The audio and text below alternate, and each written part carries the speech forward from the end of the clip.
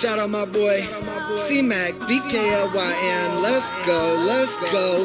This is how we do it, kicking it with Charlie Mac. His bulldog Vicky, only thing he love more than his stack. It may be the Brooklyn way, but he spread it worldwide. This army boy from NYC got hella Irish pride. Catch him on YouTube doing precious metal reviews. Oh, we the silver degenerate performing an interview. You know we could take a walk up to the Brooklyn Bridge and back. Yeah, this is how we do it, kicking it with Charlie Mac. Yeah, this is how we do it, kicking it with Charlie Mac. We could hit the corner store just to grab ourselves a snack. You know that there's nothing better than just hanging with a friend, especially when you do it in BKLYN. And he your first responder, CMac here to say the day. Don't forget to spread that love, cause it's the Brooklyn way. It ain't just a slogan, homie, that right there's a fact. Cause this is how we do it, kicking it with Charlie Mac. Hello, folks.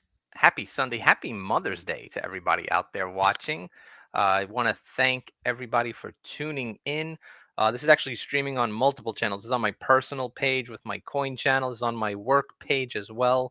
So thank you all for tuning in. Tonight's topic, it's going to be a really, really good one. I got a really good guest. We are talking about coin show safety and security.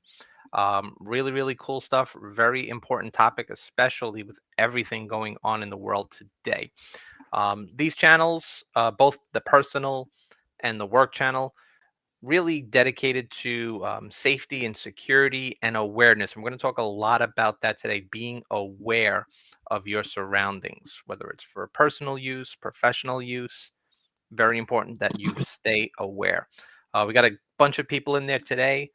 Good evening. We'll get to you folks as well. If you have questions, put them in the chat. We will bring them live. So a little intro for me, Charles McNamara. You can find me on LinkedIn. Been in this industry for about 20 years.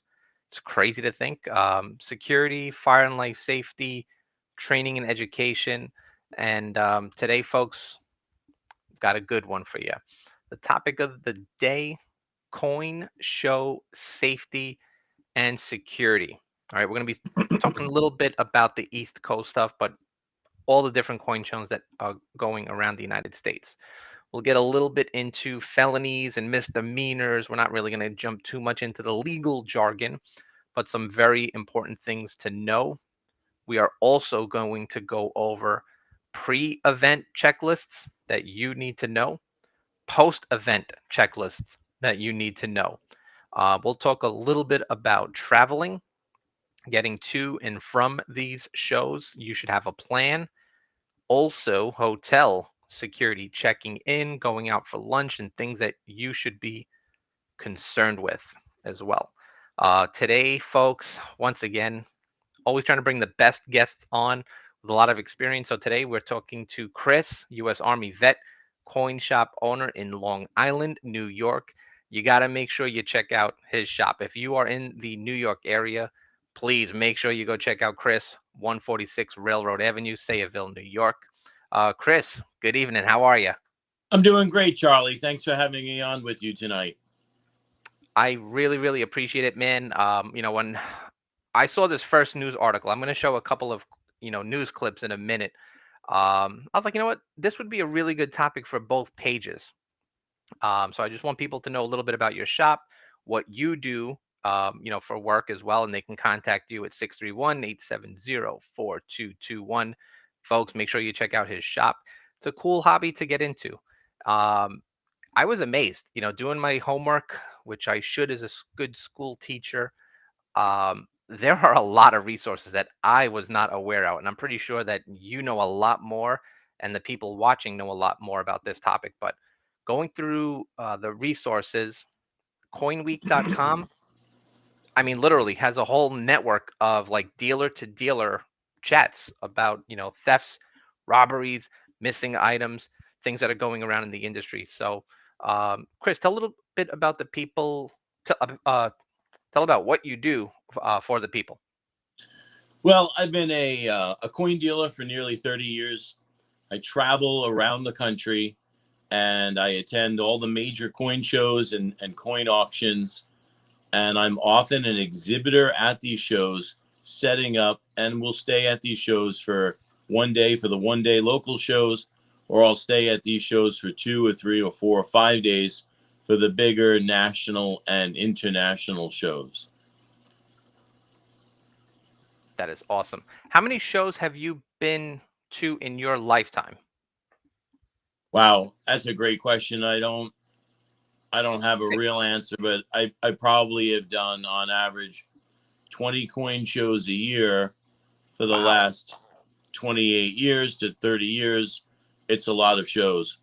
I often joke around that I've never lived in California, but I spent over a year of my life there, 1 week at a time, doing the shows there. Yeah, I've traveled around quite a bit, extensively. And when I was younger, it was fun. But 4 or 5, 6 months living out of a suitcase, it gets old. So, I've only been to a couple of coin shops in Brooklyn and in Manhattan. So, I'm kind of new to this space. I've done a lot of security work, and we look at it as soft targets, hard targets. What are we trying to protect? So, when I was putting some information together, I did a poll and a survey both on Facebook as well as Instagram. And just, going to talk a little statistics real quick, because one of the first questions that I asked was, do you feel safe at coin shows? And all of the people that participated said about 87% they felt safe at most of the shows. A couple of comments here and there that had come in. The second question was, feels like there's enough security at the show. I was crazy to see this. 79% said no, there's not enough protection at these shows. And we're going to get into what protection is there. And then the third question that I asked specifically was, do you feel safe after making a large purchase? And that, is kind of open to interpretation. Like, well, what's a large purchase? Over 1,000, over 5,000.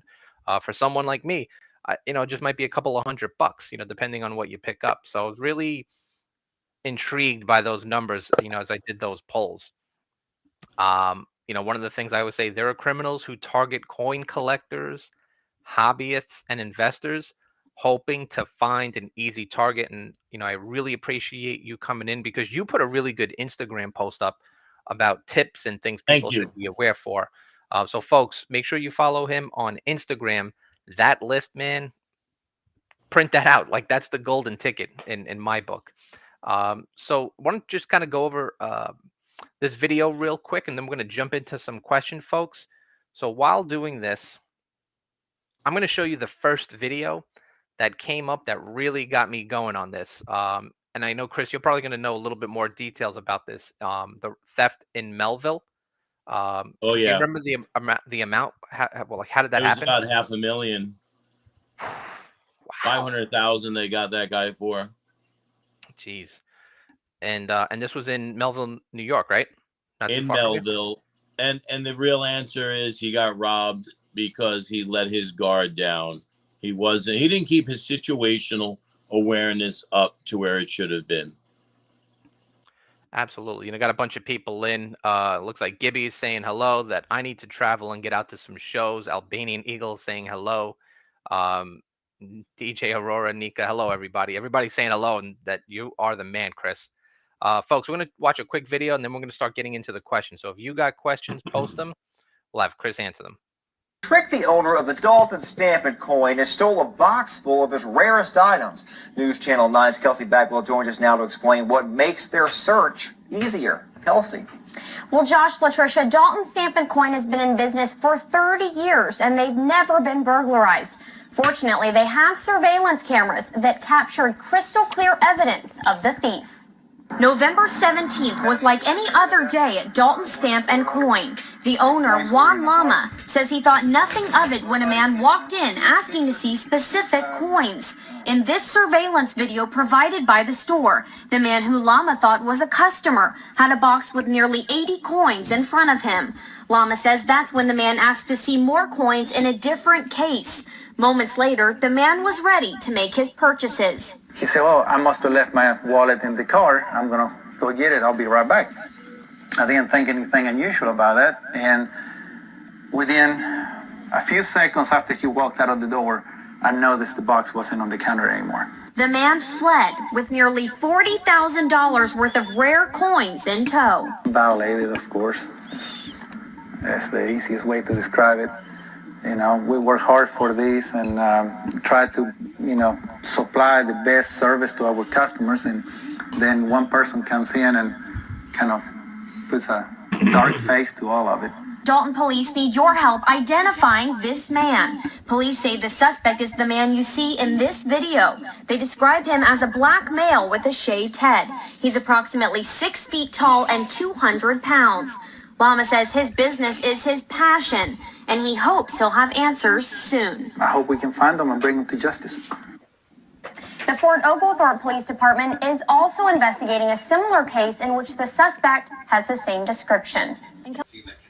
Suffolk Police tonight are giving us more details on the suspects that stole $500,000 in coins and gold from a vendor. Happened at this Melville coin show. Take a look at the woman in the security footage. Now, she's distracting a man who was asked to watch the victim's belongings, and then you see another man quickly grabbing the box and taking off. Police say the man and woman ran outside, got into a dark-colored SUV driven by a third person who sped off northbound on Route 110. The victim spoke to us off camera and said while he is insured, he's not sure if theft at a coin show is covered. I think it's very sad that it's come to a situation that people do things like that. And hopefully they'll get what they deserve. Now, the coin show operator says they'll be adding more security in the future. And while police look for the suspects in that coin heist, area coin dealers, they're re-examining their own security procedures at numismatic assets in Melville, just a few miles away from there, where this coin theft took place. The owner told us that security at shows is always paramount. He says he's been going to the Melville coin show, but usually only goes to larger ones where there's more security. You always have to worry because you can be robbed on the way in, on the way out. But as far as when you set up at one of these trade shows, they usually have police there 24/7 in the convention center. Now, the Melville coin show operator says there will be more security at its next event, which is in 2 weeks.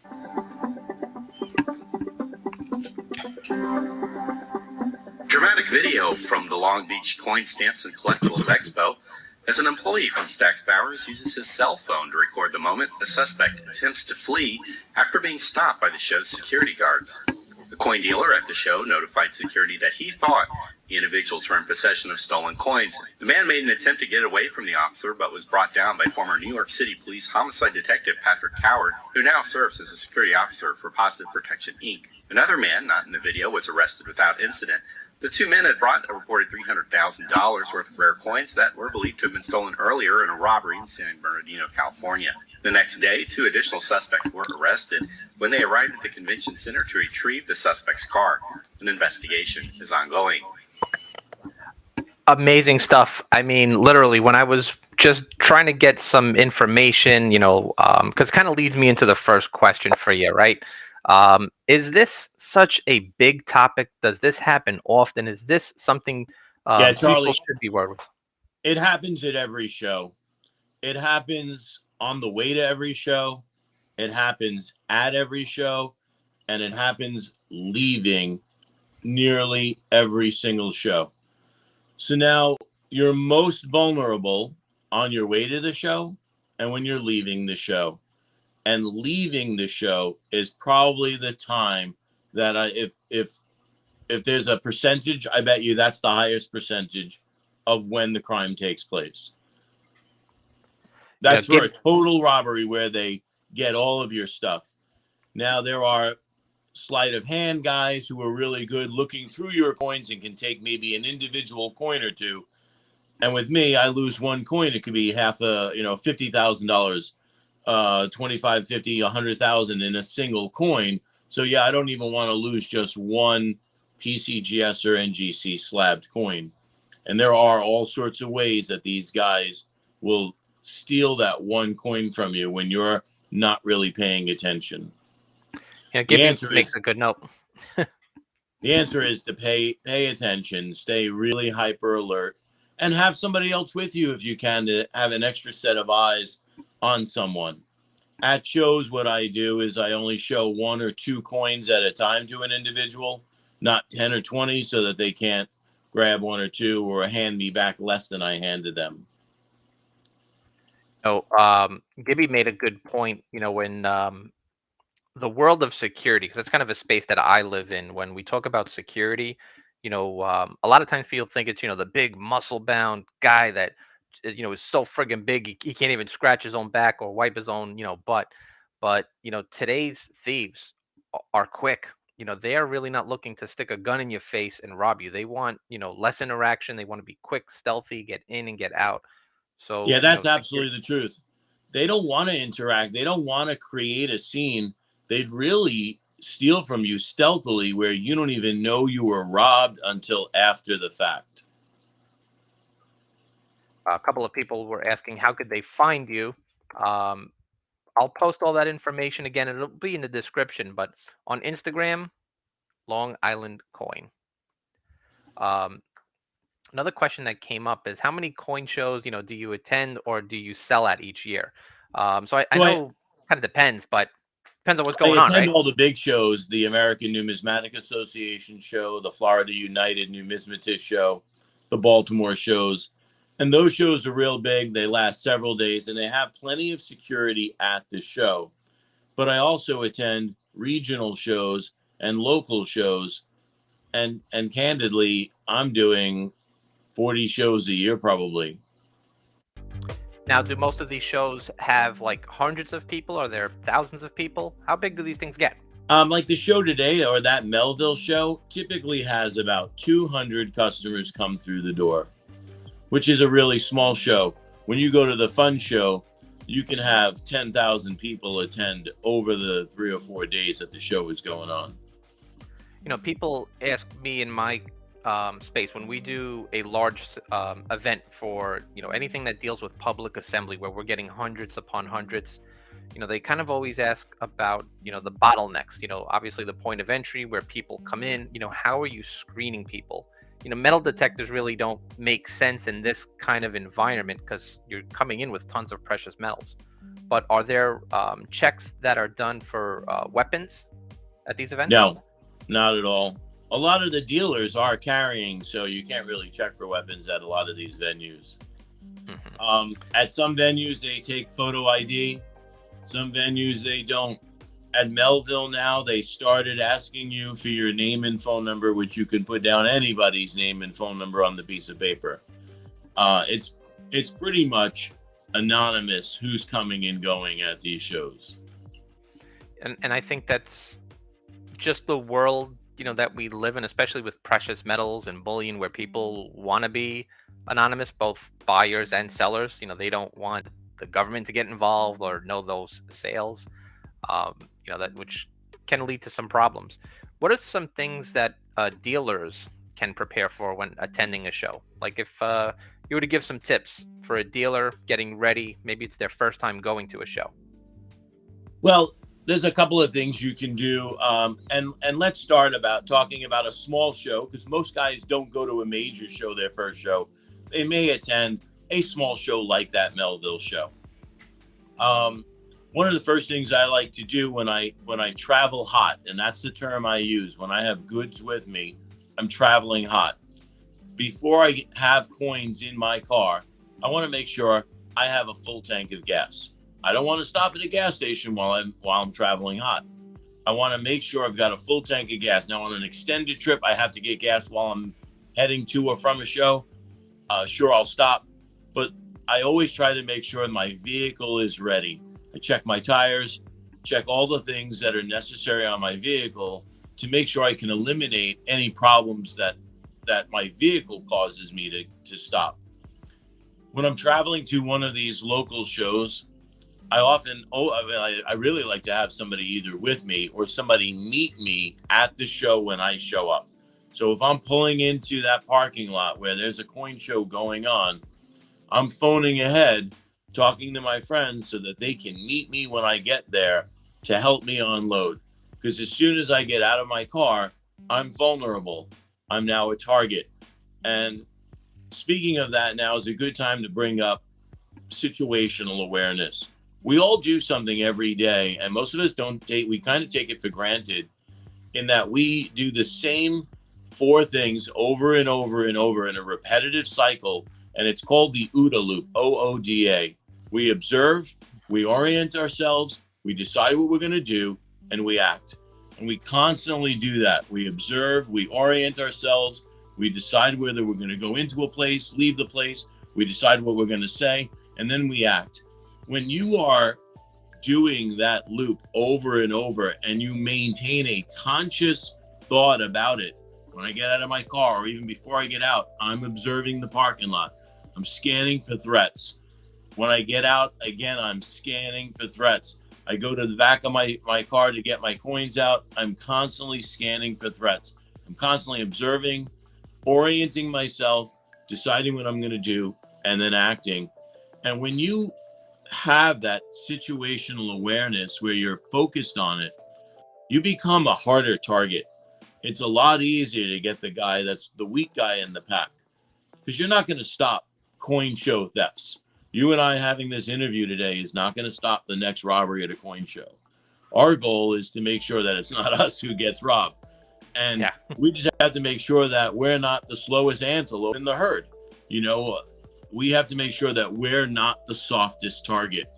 And by maintaining really good situational awareness, it makes it a lot harder to be the victim.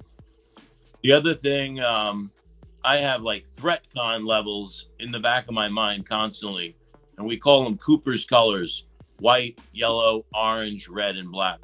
When I'm driving to or from a coin show or at a coin show, I'm in condition orange, ready to go to condition red.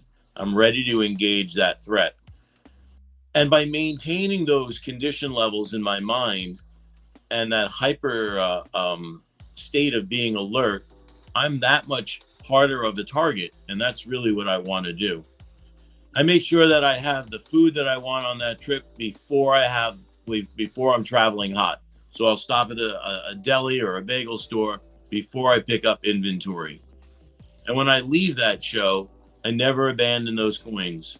If I'm leaving the show and I'm on my way to that show and I have to stop somewhere, my coins are coming out of the vehicle and they're coming with me. If I'm driving down to the Baltimore Coin Show and I have to use a rest stop, I'm not leaving my coins in my car unless I'm traveling with another person, where they can stay in the vehicle and watch those valuables. If I'm going in, I'm traveling with that backpack on my back full of coins or my luggage full of coins. Yeah, you bring up a really good point too, especially with your products, depending on what you're taking.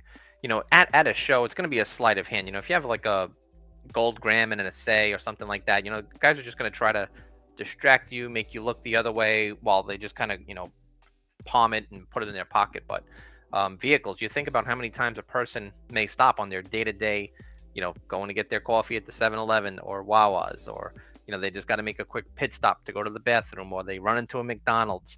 You know, those are all transitional places where it is very easy to get robbed in a matter of minutes. Yeah, and that's when you become a target, when you're focused on getting that food because you're hungry, or you're focused on running in to get that cup of coffee. If you're going to stop for food, use a drive-through. If you're by yourself and you can't take your coins in with you, just use a drive-through. I know, you know, we're probably going to say this a lot, and a lot of it, you know, may be common sense, but that situational awareness, you got to pay attention to where you're going. Check the actual route. You know, a lot of people I know, they just love to throw it in the GPS the minute they're ready to go. Do a pre-check. You know, how long is it going to take me from get to point A to point B in the show? How many stops do I have to make? What about flying? Well, if I'm flying, I'm usually getting dropped off at an airport, or I'll use a trusted transportation mode to an airport, a limo company that I've used before in business, or typically I'll get a family member to take me to an airport. And the same thing, when you're at an airport, you have to remain hyper vigilant. It's very easy to be distracted and be separated from your bags. And I travel with my coins on the airplane. They stay with me. I'll check my clothes, but my coins are in it. They go in a carry-on. And there's been many times they say, "Oh, we have to gate check this bag. We have to put it in the belly of the plane." I can't do it. I just can't get on the plane because that bag may not be there when it gets back. So that's actually a good point that you make too. The less people know about your items, the better. Especially when you have to go with TSA and you have 20 people patting you down, asking you Well, questions. when you're going through TSA and you're going to get checked, I ask for a private check, and they take me, they wheel my bag into a private room. I follow them in that private room, and I have them go through my bag. Now, I have been through TSA, and I don't believe they did it on purpose, but I had 4 boxes of coins. They go through my bag, they repack it. The next thing I know, I get home, I only had 3 boxes of coins. And the TSA, thank God the Tampa Airport Police found my missing box of coins in the personal gym bag of a TSA guy. But I did get my box of coins back. I not me personally, but I have heard stories from friends who have they like to collect the silver ammunition, the bullets, the rounds, the 2 ounces. Sure. The They'll 5 confiscate those, TSA. Yeah, they'll take those. Poor guy was out a couple of $1,000s, went to a show, purchased them, was trying to come back to New York, and they confiscated it. So, he had a great time at the show, horrible experience coming back, and lost all of the items getting confiscated at TSA. Yeah, you can't travel with TSA through the airport. Anything that resembles a gun or resembles a bullet, they won't let you on the plane with it. Not at all. You just ship that stuff back. At the bigger shows that you go to, there is usually a post office or FedEx set up at the show where you can mail your stuff back to you yourself, so that you get home and you're not traveling with your coins and they come back. And I use private insurance. I know, Charlie, you wanted to ask about insurance, and maybe that's a good time to bring this up now. I do have travel insurance. I'm covered for coins that are on my premise.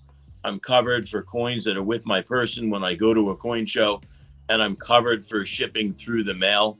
My insurance company is Lloyd's of London, and there are many different brokers that can help you get coin insurance if you're traveling often enough, or you feel that you need insurance on the coins that you have. Yeah, I wanted to do this, obviously, kind of the community base, trying to look out for the community, but then kind of separating this a little bit. There's going to be some tips for dealers, guys who are at the shows, and someone like yourself who has been doing this for years. It's your business. You kind of have a lot of these, checks and balances in place. There's a lot of younger stackers or new stackers who want to become dealers. They see it as a good business model, who may not have that knowledge as well. And I also wanted to kind of break off and kind of look out for some of the customers who, like me, might be their first time going to a show as well. So insurance was a really big thing as well. And you got to make sure you get the right policy. When we talk about shipping items, sometimes that doesn't always get covered in the postal service. Yeah, you have to have private insurance for shipping. Totally separate. Yeah, as a matter of fact, I got to tell you a little quick story. I was out at a show. I go down to the Fun Show down in Florida, in Orlando, and I meet up with a customer there, and I'm having dinner with him before the show starts. Me and my friend are having dinner with a customer, and I've got my bag of coins with me. My coin dealer friend has his bag of coins with him. And we asked my friend, this customer, Tony, we said, "Hey, Tony, where are your coins?" And he said, "Oh, don't worry. They're safe. They're up in my hotel room. I put them in the bathroom, in the shower, in the tub, and I closed the shower curtain. No one will know they're there." Needless to say, we raced up to his room, got his bag of coins, which had probably $1 million in it. And these hotel rooms, when you're in a hotel room, these rooms are not secure. Any of the employees of that hotel can come in that room anytime that they want. Not only can they come in there while you're there, they can come in your room when you're not there. And those little hotel room safes that you think are secure, they're not. There's a combination, a master combination that can open every single one of them, and the hotel employees all know it. So don't leave anything in your hotel room safe. Don't leave any valuables in your hotel room. The truth is, try not to bring any valuables even back to your hotel room. Before the coin shows even start, most shows have a security room that you can leave your coins there where they will be protected so that you can go back to your hotel room. But if you have to go back to your hotel room and you have valuables, maybe you get into town the night before, maybe you're traveling with valuables. Couple of things to do in your hotel room. Always have a flashlight with you. Always keep food and water with you. You get thirsty at 10 o'clock at night and you want to run down to the lobby to get a bottle of water and you don't take your coins with you, they may not be back when you get back up to the room. When I'm in a hotel room, I carry one of those little triangle wedges and I stick it underneath the front door and I keep one for the side door in case there's an adjacent room. I don't want anybody coming into that room unless I invite them in or allow them in, especially the hotel employees. You know, it's funny because in my day job, you know, we would do inspections and we would do, you know, penetration tests, try to get past security, try to get to hotel rooms and office buildings as well. A lot of times, you know, we would just go in fancy suit and tie, you know, hey, I forgot my access card. Can you let me in? And a lot of times the clerks at the front desk will say, well, you know, I can't. You know, you kind of schmooze them a little bit. And then all of a sudden, you know, hey, you know what? Let me get security. And then security would actually walk and escort us to the rooms, open the door, and then leave. So you got to really check and challenge. And, you know, especially with hotel rooms, you know, a lot of us, we don't put family members' names in the rooms. We go up somewhere. Hey, I'm trying to get into the room. I'm so-and-so's husband. I'm so-and-so's wife. Trying to get into the room. And a lot of the times, they will let you into the room if you press hard enough. Yeah, it's easy to get past security. I used to do it for a kick when I was at the Hyatt in downtown Long Beach for the show. The elevators there, and any coin dealer who's ever been at that hotel knows the elevators are really slow. But if you walk past the elevators and you turn and you go into the room that says employees only through the double set of doors, you can get right to the service elevator and get right up to the floor you want really quick. And if I can do that and walk right past hotel employees and they don't know that I don't work there, you know, anybody can do it. You know, one of the questions that came up, this actually came from someone in the Instagram community, just like within the network of dealers. Do shows and venues go over any fire safety plans or security plans prior to opening the doors at like those big events like the Fun Show? I have never seen anything gone over in the past, but I always look at the floor plan to see where my table is at a show. And when I go into any room or any building, I can go into, you know, Charlie Mac's diner. I'm going to look to where the emergency exits are as soon as I walk in. Like as soon as I walk in Charlie Mac's diner, I'm doing my OODA loop. I'm observing, I'm orienting, I'm deciding, and I'm acting. I'm going to decide where I want to sit in your restaurant. I'm going to look to see where the emergency doors are. And if I'm traveling with the group and something happens, there's an emergency, and we all have to leave right away, we know where we're going to meet outside. We're going to meet at 12 o'clock out of that premise. If we can't meet at 12 o'clock, we'll meet at 3 o'clock, 6 o'clock, 9 o'clock, respectively. But we have an after action plan if for some reason an emergency comes up and we do have to quickly get out of there. And you know, we're just grabbing our own coins if we have those valuables. And maybe I'm with my family. You know, I can care less about my coins, but maybe I'm with one of my kids. I want to make sure that I get them and get them to safety. You know, I think about just shows in general. You go to a concert, maybe at the Coliseum, maybe you're hanging out at the Garden. You know, you have a lot of people together, and it's a very brief moment. You know, here's your exit. Something happens, you're kind of on your own. So it's behooves you. Got to figure it out for yourself. Have a flashlight with you. You know, especially in a hotel room. I've been in a hotel room on the 13th, 15th floor, and the power goes out, the water goes out, and you have to get out of that hotel. And then sure, they have emergency lights, but it's sure nice to have your own flashlight to light your way up. Spectacular actually has a really good question. What's up, Speg? What kind of weapon do you pack at a show? Right? That's one of those things, man. My Don't worry mind. about it. Don't worry about it. My mind. In New York, it's really tough to get a carry permit. Most people outside of New York, most dealers that I know do carry. They carry in their shop, and they carry when they're traveling hot with coins. I love, Spectacular, one of my favorite YouTubers. Love watching his channel. I always say, Spectacular, don't worry. If someone gets out of line, slap him right in the throat. What about the largest shows? Hot dog. You were telling me a little bit about the fun show where there's like tens of thousands of people there. Well, you get about 10,000 over three or 4 days. You might have 2,000 in the room at any one time, maybe 2,500. The coin industry, relatively speaking, like when we go down to the fun show in Orlando, the fun show, the coin show that takes place there is often around the same time as the Surf Expo. The coin show is pretty small compared to the Surf Expo, which will have 50,000 people attend, and we'll get maybe 8 to 10,000 people that attend over the same 5 days that the show is going on.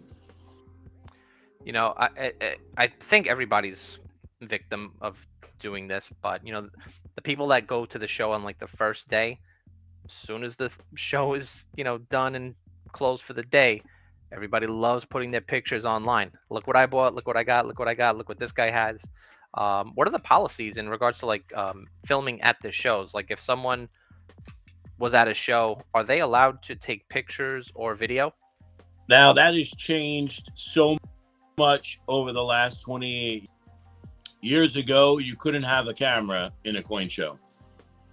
When I started out, if anyone pulled out a camera to take a picture of another person or a coin, that was taboo. You can't do that today. Everybody today has a camera and a video camera, because that was the way that they would target you. They would literally take your picture at your table as a dealer, and they'd say, yeah, this is the guy we're going to hit tomorrow after the show. So yeah, there's no way to protect yourself today with cameras. Everybody's got a camera. I mean, God, you go to the typical shopping mall, there's 6,000 plus cameras there, and that's just the mall security system. Same thing with hotels. You're constantly on camera. You have to just assume that you're being filmed. You have to assume that you're being watched, and you have to assume you're being targeted. So just harden yourself as a target. If somebody's watching you and following you, find them first. Make eye contact with them. Find them first. Like, be on the hunt for the guy that's hunting you. Absolutely. One of the other questions that came up, and this is someone from the Silver Degenerates Facebook group. They asked about insurance plans and show setups. Like, do they typically give you a list of things to meet their requirements for insurance, things that a dealer would need to do? Now, most dealers, I know a lot of dealers who have no insurance, none whatsoever, or they're self-insured. The insurance isn't cheap. My policy costs me about $8,000 a year to protect myself and to protect my coins on premise at my shop and the stuff that's in my safety deposit box. But a lot of it is more for shipping. Mm-hmm. And I think that's another thing to be mindful. At a show, you're pretty much selling to the person, in front of you. You're really not going to be shipping from a show to someone outside of the show, right? No, I mean, I have done that. I have shipped directly from a show to a customer, but most of the time I take the product back to my office so my secretary can invoice everything properly. But there are times I've mailed stuff directly from a show to a customer. Got it. I know, we were kind of talking about this a little bit offline before we get started, and definitely would love for you to tell, the story about, Steve that you mentioned to me earlier. But do most venues provide private armed guards, or do they work closely with law enforcement?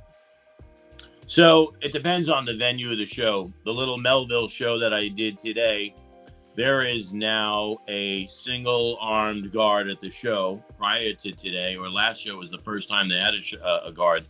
Prior to that, they never had a guard. At the bigger shows, like the Baltimore Coin Show, they have, and we saw in that video, PPI, Positive Protection Inc. And they are at a lot of the big shows. They're at the Baltimore show. They're at the Long Beach show. And those shows also have the Baltimore Police Department and the Long Beach Police Department will have cruisers parked outside the show. And you'll see an official police presence at those shows in addition to private security.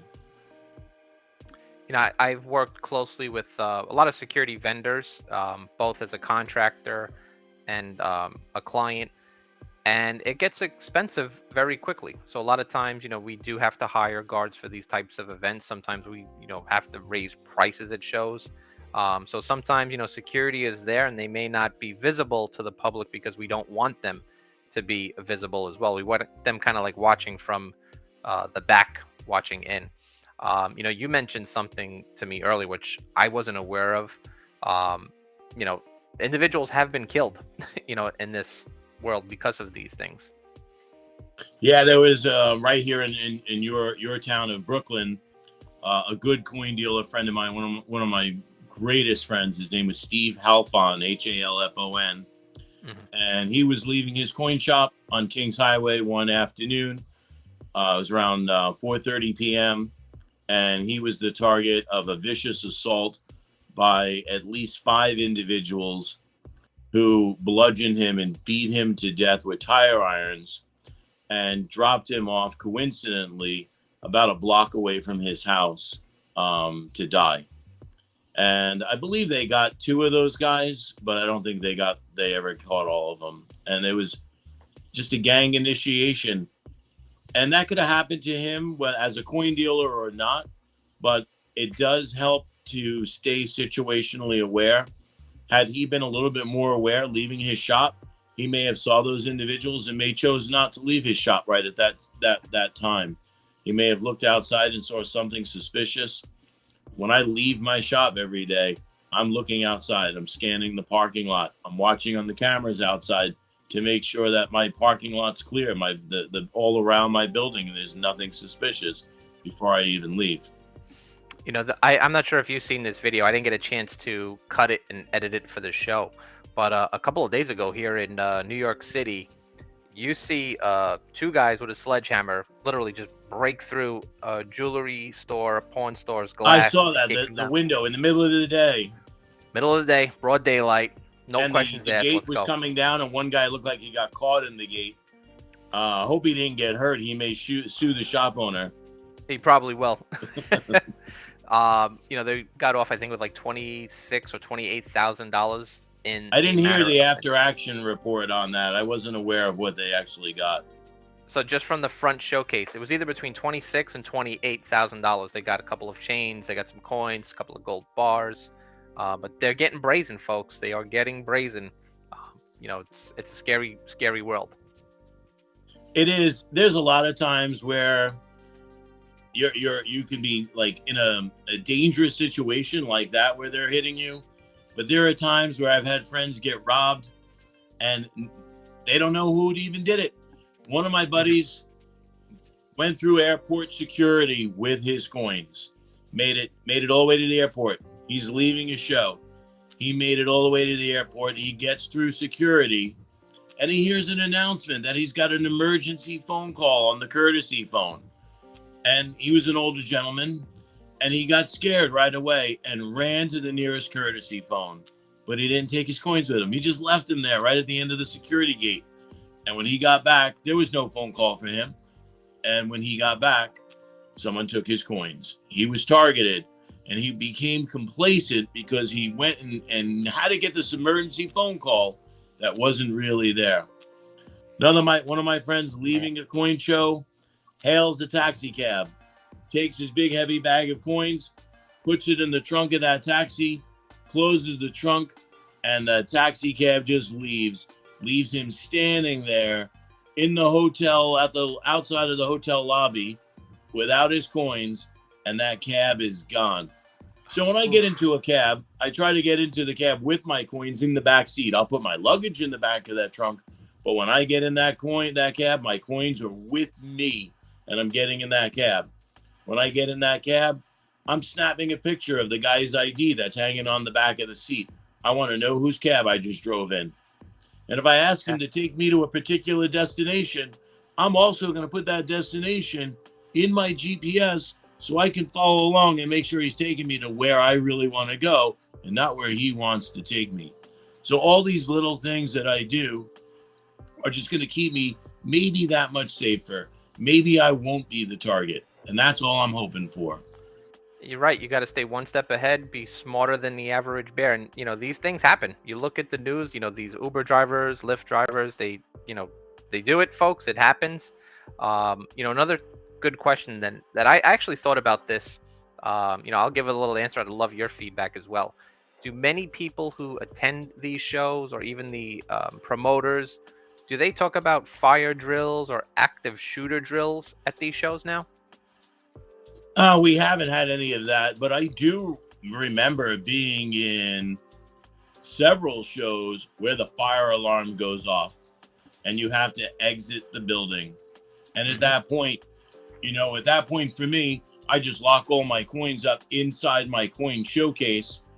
And once my showcases are locked and I'm at a venue and at a coin show with proper security, and I have to leave that show because the fire alarm's going off, my coins are insured at that point. So if they want to come in and steal my coins while there's a fire going on, there's not much I can do that. But I'll remain safe. I'm going to exit the building. But I do have insurance for that time period if that was to happen. You hit it right on the head too, because I was a director of security for a large building on Madison Avenue. It was 50 stories. Had a couple of the big social media companies in there. We had a government agency, and they hosted large events. And we would do drills. We would have people just stand by, like, I'm not going until it's a confirmed fire. They're part of the warden teams. They have to stay. And that was something I was always concerned with, because I've seen this happen at Macy's, JCPenney, these big malls where you'd get a bunch of kids, they'd pull that fire alarm, and it's, all bets are off. Whatever you can grab, and you kind of run out. We've seen that over the past couple of years with the pandemic, especially in Times Square, Manhattan, Midtown Manhattan, where they're hitting up these really, really big stores for retail theft. With fires, folks, right? The stuff, you can get it replaced. You got to make sure that you get out there safely. Number one. Exactly. You got to stay alive to play another day.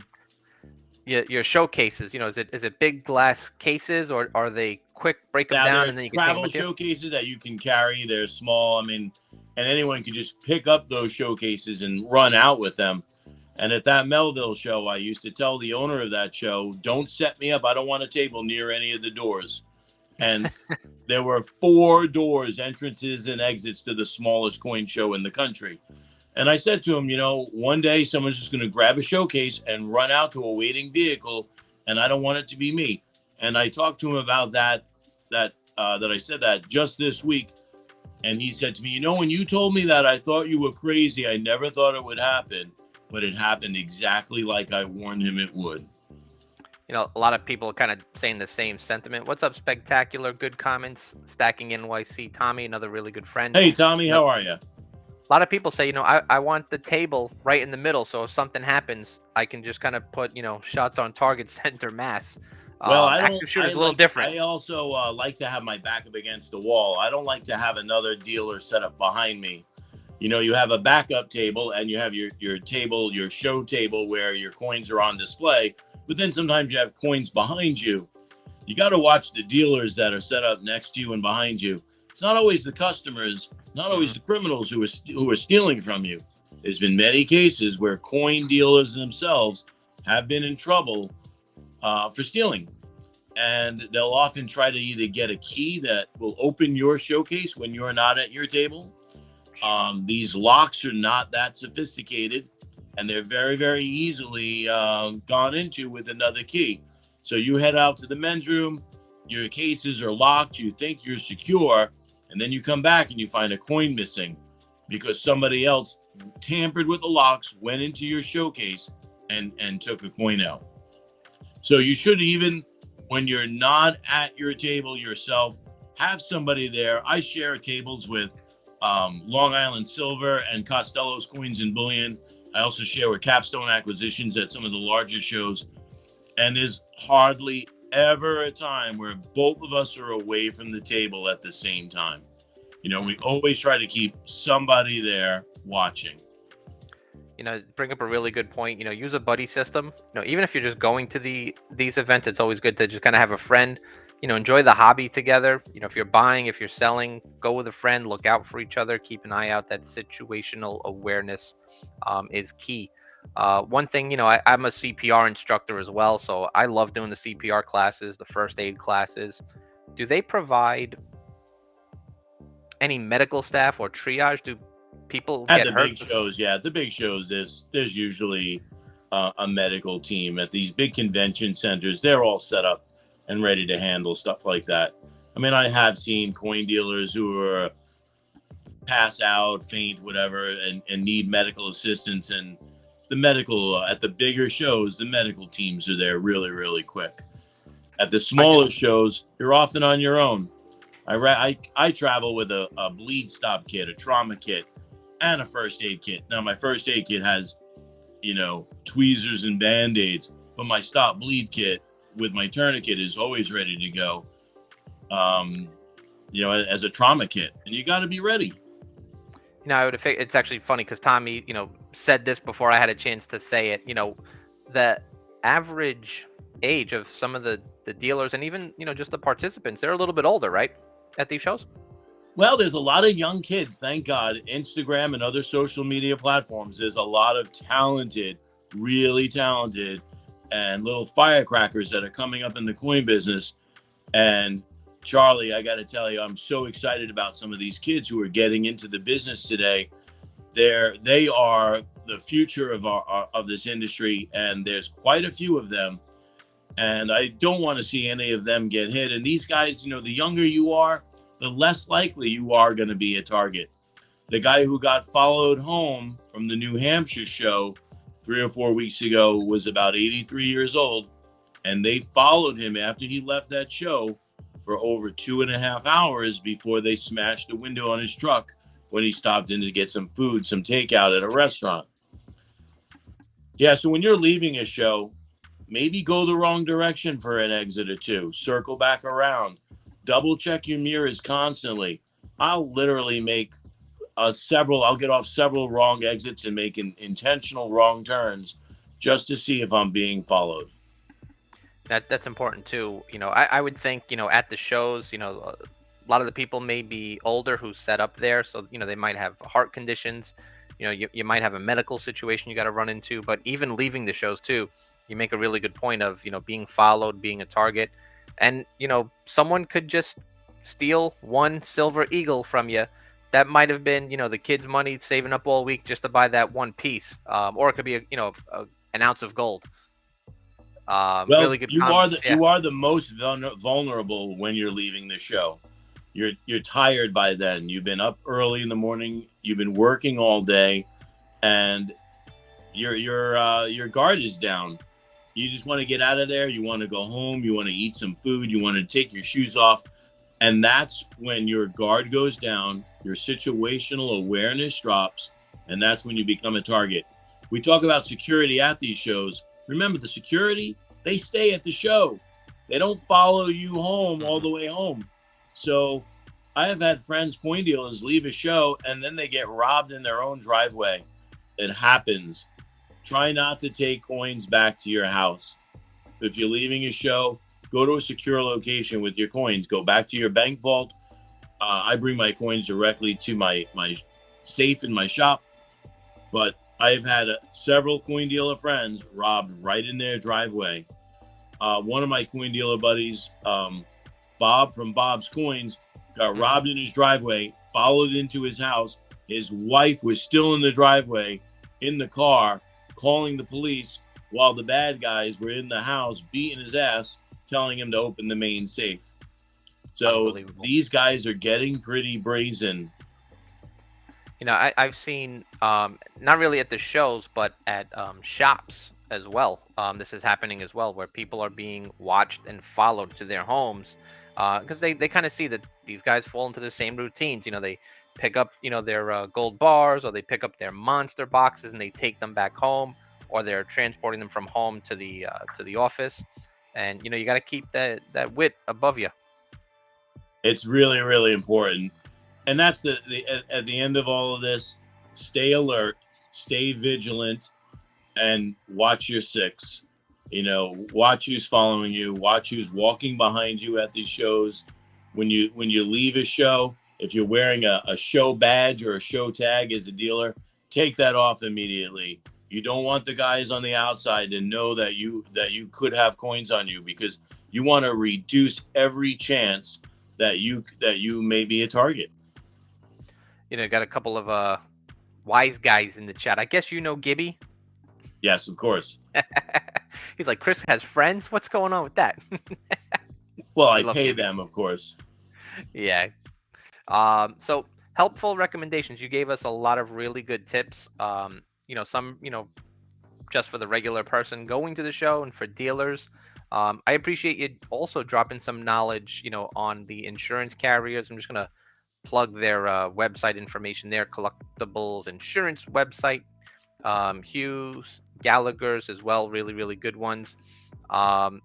Chris, man, I really appreciate you jumping in. Any other crazy stories at these shows? Me. Absolute pleasure to be on here with you. And if I can share my information and my knowledge about coins or coin show security, reach out to me. The number is 631-870-4221, or come visit me in my shop if you're on Long Island. But reach out to me, and I'll do all the best job I can to answer any questions.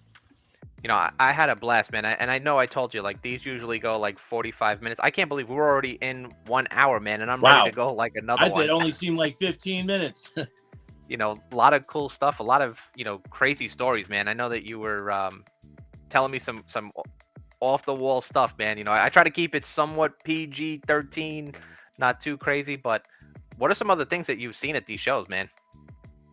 I've seen a lot of stuff, a lot of sleight of hand. I remember this one guy walked into a coin show and he was just wearing like a t-shirt and sweatpants with no pockets. And he goes over to this dealer's table and he's like, let me see these 3 coins. Let me see those 4 coins. Let me see these 2 coins. And he goes, okay, I'm going to buy these 2 coins. I got to go get my wallet. I don't have any pockets on me. And my coin dealer friend who was showing him these coins was missing a $5,000 coin. Wow, where did it go? This guy picks up a giant big gulp that he has next to him, picks up a big gulp, and in the bottom of that big gulp, I bet you that coin was in there. So you got to be really careful. The sleight of hand guys will steal something from you really, really quick too. Spectacular makes a really good point too. Be the gray man, right? Don't be too flashy, but a lot of shows and a lot of businesses do this too. And I always try to tell people not to do this. To put down your full address and all of your information so you could win some kind of like door prize. Just putting all of your information out there, you don't know who's going to see it. Yeah, that's true. And at that Melville show now, they have a list of names and phone numbers. A bad guy can just go up there and take his cell phone out and snap a picture of that whole list, and he's got a whole list of targets now. Yeah. And, you think about that's kind of scary. A lot of these shows, you have people flying in from all over, but your local shows that you might deal with, from week to week or month to month, a lot of it's local. And these guys got nothing but time. Nothing but time. Exactly it. They have all day long to think about how to get you, how to steal from you. When you're leaving a show, you're the most vulnerable. So when you're going out to your vehicle, you're getting into it, check your tires, check the sidewalls, make sure that they didn't, put any spikes or anything underneath your tires so that you back out over them and give yourself a flat 3 miles down the road. Yeah, and then they'll be waiting to I'll help you. Meanwhile, they're gonna, the guy helping you, he's gonna help you, all right. Crack you right on the fucking head and take your stuff. When I leave these shows, especially the local shows, I'm traveling with somebody else, or we'll also convoy. We'll have multiple cars that we're watching out for in case something does happen and something goes down. Chris, man, first of all, I want to say thank you once again. I appreciate Charlie, it you was jumping great. in. Thank you. Thank you for your service, brother. I know that you're an You Army too, guy as man. well. Thank you. Huh. Hoorah! Folks, make sure you check out Chris. Go to Long Island. Check out his shows. Check out my other videos. Chris, man, it's been a pleasure. Thank you so much again. We're going to be heading out now. All right, Charlie, thanks. Have a great night, everybody. Later, Peace. buddy.